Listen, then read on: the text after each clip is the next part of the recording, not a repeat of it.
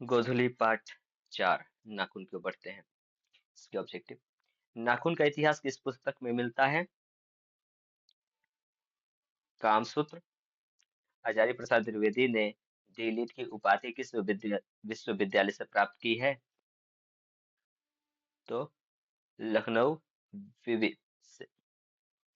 कहानी में चंद्रकार, त्रिकोण, दंतुल, वर्तुलाकार आकृतियों का संबंध मानव के किस अंग से है? यानी कि कहानी में जो है कि चंद्राकार काटते थे वो लोग नाखून, और त्रिकोण ये कहाँ के लोग काटते थे? तो ये एक गौड़ देश के लोग काटते थे। ये इस प्रकार के नाखूनों को काट करके वो सजाते थे। ठीक है, तो ये नख है जो ना, नख, नख का मतलब होता है नाखून। इसी को ये लोग काट करके सजाता था। अलकत्य का अर्थ क्या होता है? तो अलकत्य का अर्थ होता है आलता। अलकत्य का अर्थ क्या होता है? आलता। द्विवेदी जी को साहित्य अकादमिक पुरस्कार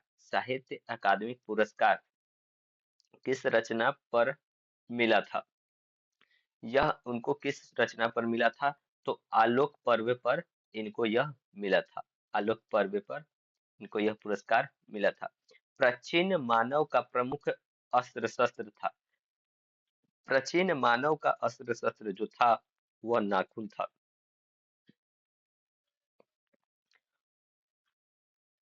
आर्यो, ये आर्यो, आर्यों के पास था। आर्यों के पास क्या था? तो आर्यों के पास लोहे के अस्त्र भी थे, घोड़े थे, और मिट्टी का घर भी था। इसलिए इसमें से होगा क्या? इनमें से सभी। सब पुराने अच्छे नहीं होते और सब नए खराब नहीं होते, ऐसा किसने कहा था? तो ऐसा किसने कहा था? तो ऐसा कहा था कालिदास ने। ठीक है, ऐसा कालिदास ने कहा था। नखधर मनुष्य आज किस पर भरोसा कर रहा है? नखधर मनुष्य किस पर भरोसा कर रहा है? तो यह नखधर मनुष्य जो है आज एटम बम पर भरोसा कर रहा है। मनुष्य की मनुष्यता यही है कि वह सबके दुख सुख को सहानुभूति के साथ देखता है। यह तथ्य किसका है? यह किसका कहनाम था? तो यह वाक्य गौतम बुद्ध ने कहा था। ठीक है। नाखून क्यों बढ़ते हैं के निबंधकार कौन है? तो नाखून क्यों बढ़ते हैं इसके निबंधकार आचार्य हजारी प्रसाद द्विवेदी जी हैं। ठीक है। आचार्य हजारी प्रसाद द्विवेदी जी का साहित्य की किस विद्या में लेख नहीं है, यानी कि वह कौन सा लेख नहीं लिखते थे? यह इसका ऑप्शन क्या होगा? ऑप्शन नंबर सी, यह कहानी नहीं लिखते थे। ज्यादा विद्या इनकी नहीं मिलती है। कौन सी रचना हजारी प्रसाद द्विवेदी जी की नहीं है? तो अशोक का फूल पहला ऑप्शन है, माटी की मूर्तें, वर्ण्य भट्ट की आत्मकथा, और हिंदी साहित्य का आदिकाल। तो इसमें माटी की मूर्त जो है वह नहीं है। ठीक है, इनका लेखन में नहीं शामिल है। द्विवेदी जी ने निर्लज अपराधी किसे कहा है? द्विवेदी जी ने निर्लज अपराधी किसे कहा है? तो उन्होंने निर्लज अपराधी नाखूनों को कहा है। वह नाखूनों को कहा है। कामसूत्र किसकी रचना है? तो कामसूत्र वात्स्यायन की है। कामसूत्र किसने लिखी है? तो वात्स्यायन ने लिखी है। अनाम दास का पोथा उपन्यास किस लेख की कृति है? अनाम दास का पोथा उपन्यास किस लेखक की कृति है, यानी कि किसने लिखी है? तो यह एक उपन्यास है और इसे आचार्य हजारी प्रसाद द्विवेदी जी ने लिखी है। पुराने का मोह सब संबंध समय वांछनीय ही नहीं होता, यह पंक्ति किस शीर्षक पाठ की है? तो यह पाठ नाखून क्यों बढ़ते हैं इसके हैं। किस देश के लोग बड़े बड़े नख पसंद करते हैं? नख का मतलब होता है नाखून। इस किस देश के लोग नाखून बड़े बड़े पसंद करते थे?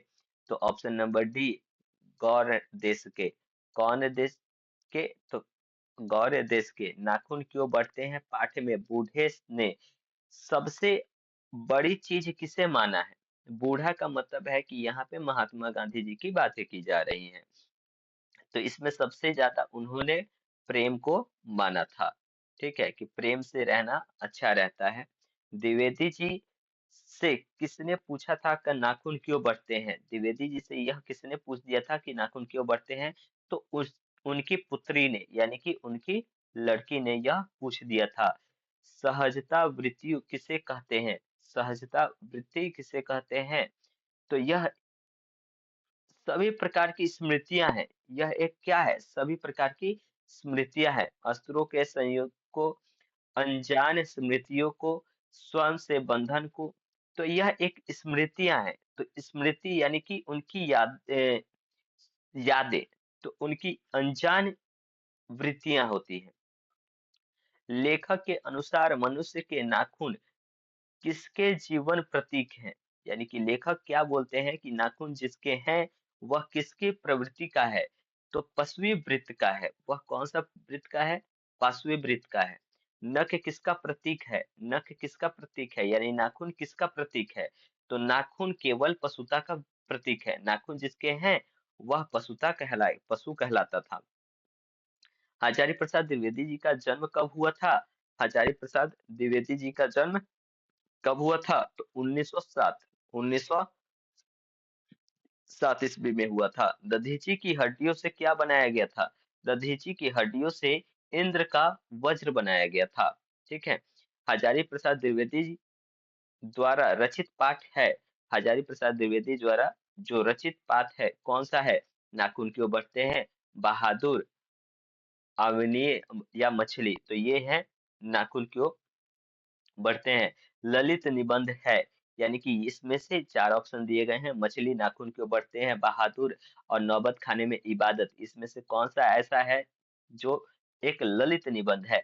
तो यह है नाखून क्यों बढ़ते हैं। हजारी प्रसाद द्विवेदी जी का जन्म कहाँ हुआ था। तो हजारी प्रसाद द्विवेदी जी का जन्म बलिया के उत्तर प्रदेश में हुआ था। बलिया के उत्तर प्रदेश जो राज्य है उसमें एक बलिया जिला है उसमें इनका जन्म हुआ था। पृथ्वीराज रासो किसका संपादन है।